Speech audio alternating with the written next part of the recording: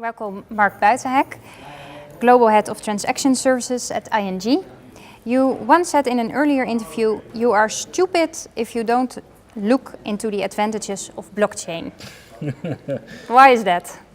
No, it is absolutely true, and it still holds, I think, because blockchain, together with Internet of Things, artificial intelligence, data, innovation in general, is one of the key elements that drives improvement towards our customers.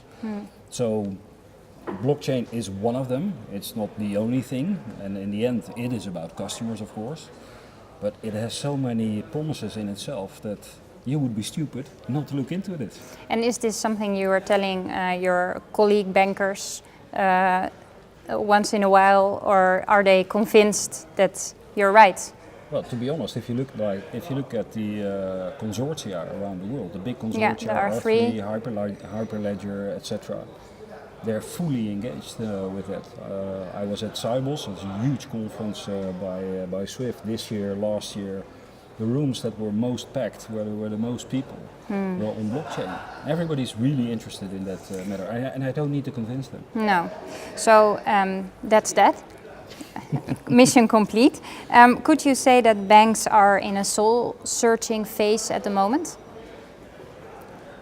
No, I don't think so. I think most of the banks do understand very well that reinventing yourself is key to meet the criteria of today. Today, the criteria for easiness, development, etc., are being set by parties like Apple, etc., where the spirit of innovation, simplicity, easiness, etc., are being set. And I think banks are just following what their customers want in that sense. But maybe it's new that this is a time for startups to collaborate with banks.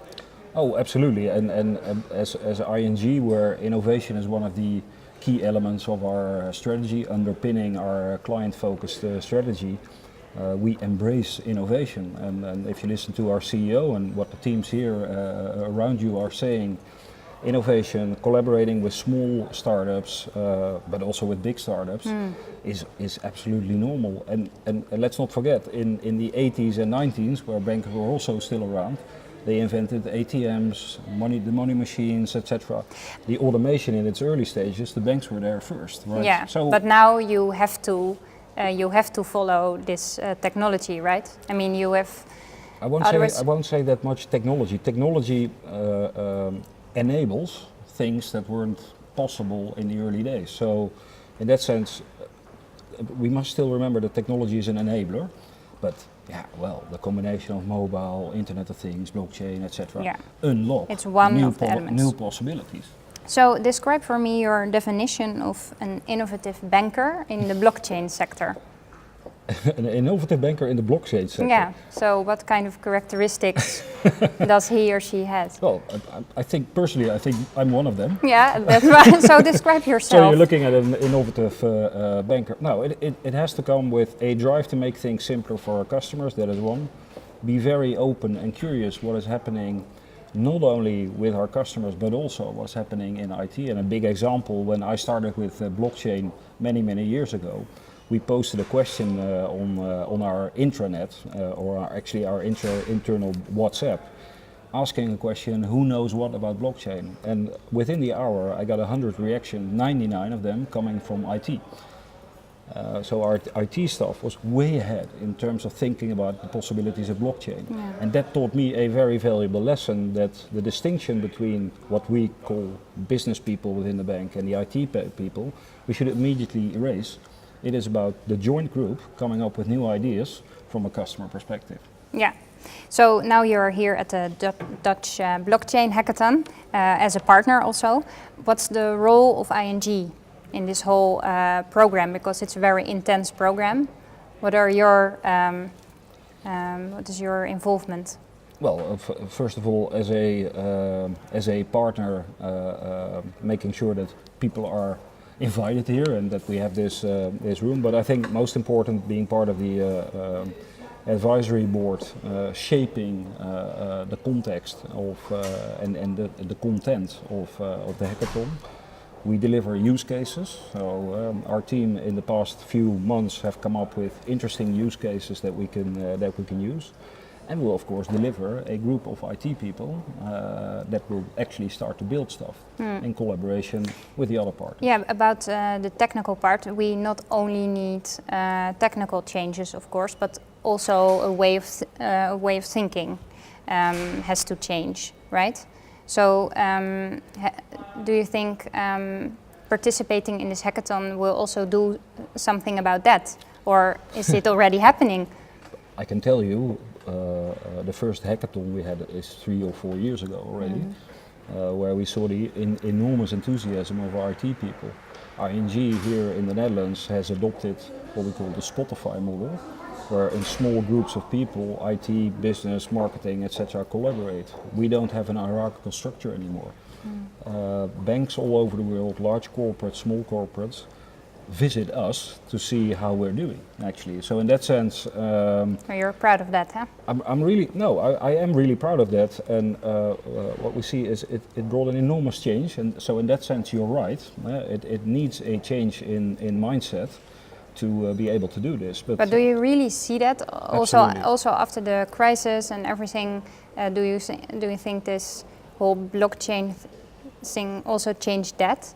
It's not it's not just about blockchain. I think 3-4 years ago we already adapted towards the new reality, where the distance between what happens with people on, let's say, the product side and the IT side needed to disappear, and working in smaller teams with faster delivery times. And we copied, actually, we visited large corporates and leaders in the tech industry like Google, Spotify, Airbnb, etc. to understand how they were able to come up with cycles of 2 weeks and coming up with new applications, etc. And I think if you look at our current apps, for instance, for the consumer market, they're a great example of how we can do it. We are ranked 4.55 in the App Store. So I think we're doing pretty good there. Okay. Yeah. And ING is also part of R3. You mentioned it, a consortium of 42 leading global banks. Coordinated even more today. Still banks that are joining. Do you think this hackathon can also become a sort of consortium? I don't know if they can become a consortium, but they certainly can become a business if you organize large hackathon around the world. And actually, what is happening here in the Dutch market is a fantastic example of how the Netherlands and the collaborative pool model is actually working quite well. And we do understand that it is not just about an industry doing hackathons, it's about a full customer journey, doing jointly, developing from end to end how this is going to work. So I don't know if hackathon is a big consortium, but hackathon is certainly a means to drive enthusiasm, to get great results. And I can tell you, within ING we had numerous hackathons in Romania, in the Netherlands, in Belgium, etc., etc. What comes out of that 24 hours or 48 hours, it's really, really impressive, and it demonstrates that if you put the right people together, you can actually get something out of this. And out of those hackathons, and one of the examples is we built a complete new payments application, which we are now using in real life. And these guys built it in 48 hours. So. Last question. In about 10 years, half the banks will be gone because of blockchain. So why does ING still exist? I don't think that the banks will be gone because of blockchain. But it has something to do with it, right? No. Some of the banks are... No, but that's a belief, I think, of the first people who started with Bitcoin. The whole idea that you don't need people in the middle, we can organize ourselves, etc., etc. But I think what has proven over the past period, and for instance the volatility of Bitcoin is a great example, that you do need endorsement, that you do need governance, that you do need a bit of stability, etc. So, but technically, you're absolutely right. In reality, I don't think that people will put their money somewhere in the cloud where thousands of people are watching and be able to see it. All right, but let's imagine that half of the banks will be gone and ING is still there. Why are you still there then? What did you do differently? Well, firstly, I don't think that banks will become because of blockchain. It is clear that banks are also an industry where consolidation takes place in general. We will still be there because we embrace innovation, we embrace customer-focused development, and we are willing to disrupt ourselves before others do that. Okay, so hope to see you next year then. Thank you very much. All right.